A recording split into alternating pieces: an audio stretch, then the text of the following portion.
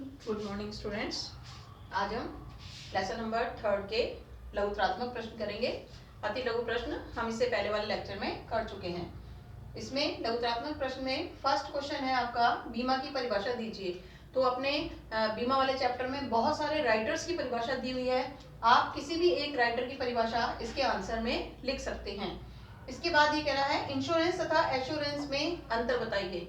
ये इंश्योरेंस और एश्योरेंस जो वर्ड है ये आपके शब्दावली में जो बीमा की शब्दावली दे रखी है उसमें 11वां और 12वां बिंदु दे रखा है।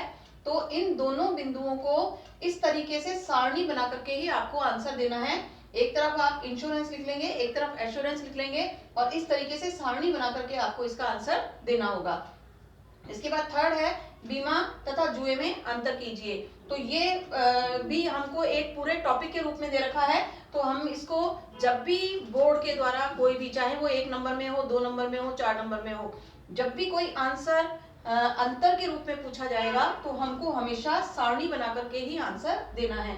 तो हम ये पॉइंट दे रखा है आपको, बीमा जुआ नहीं है या दान नहीं है। तो इस तरह से बीमा जुए के अंदर जो अंतर लिखेंगे हम इस तरीके से सारणी बनाएंगे और इसमें जो भी पैराग्राफ दे रखा है उसके पॉइंट अलग अलग कर लिए हमने। तो फर्स्ट पॉइंट जैसे ये कह रहा है बीमा में ऐसा नहीं होता, क्या जुए में एक पक्षकार को हानि होती है तथा दूसरे पक्षकार को लाभ होता है, जबकि बीमा में ऐसा नहीं होता है।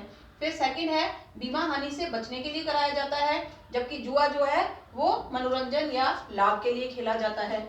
इसी तरह से बीमा एक वैध अनुबंध है, यानी बीमा में जो भी अनुबंध किया जा रहा है वो वैधानिक अनुबंध है, क्योंकि उसको एक लीगल अनुबंध करार दिया गया है भारतीय अनुबंध अधिनियम के अंतर्गत। जबकि जुए में अनुबंध अधिनियम को जुए में व्यर्थ घोषित किया गया है। अगर जुआ खेलने के लिए, सट्टा खेलने के लिए कोई कॉन्ट्रैक्ट करता है तो वो कॉन्ट्रैक्ट जो होता है वो बेकार होता है, व्यर्थ होता है।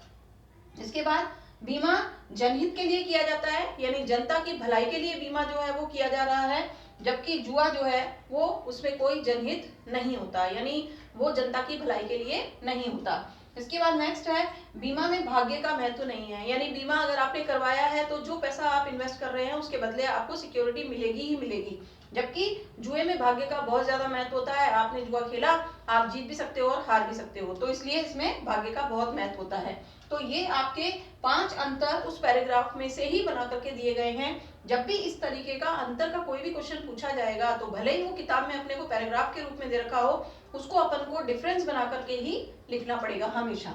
इसके बाद नेक्स्ट क्वेश्चन है बीमा जोखिमों को रोकने की विधि नहीं बल्कि जोखिमों को बांटने की विधि है, समीक्षा कीजिए।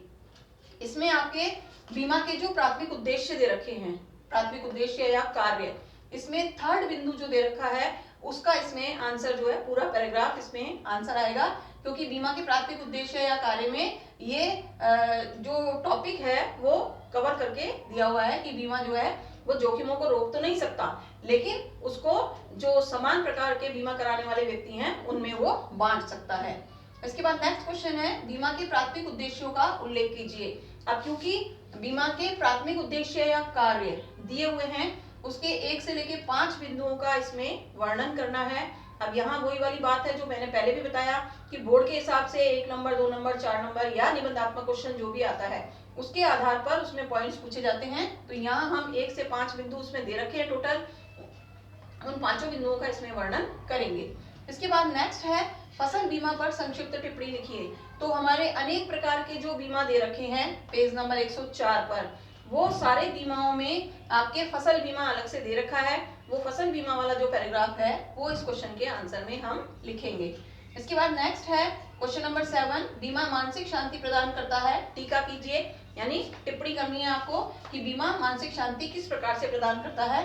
तो ये आपके बुक में पेज नंबर 107 पर पॉइंट दे रखा है मानसिक शांति। ये मानसिक शांति वाला जो पॉइंट है उसका कंप्लीट पैराग्राफ इस क्वेश्चन के आंसर में हम लिखेंगे। इसके बाद क्वेश्चन नंबर 8 है जीवन बीमा, बीमा के साथ साथ निवेश भी है, समीक्षा कीजिए। यानी जीवन बीमा में हम जो भी प्रीमियम के रूप में पैसा दे रहे हैं वो प्रीमियम के रूप में जो पैसा जा रहा है वो एक प्रकार से निवेश हो रहा है और हमको लास्ट में जब हमारी बीमा की अवधि पूरी हो जाएगी तो ये पैसा हमको वापस मिल जाएगा।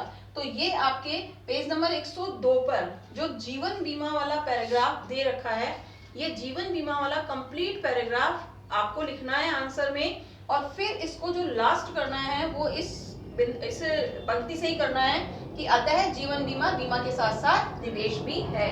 ये हमारा आज का टॉपिक खत्म हो गया। अगला टॉपिक हम अगले लेक्चर में करेंगे।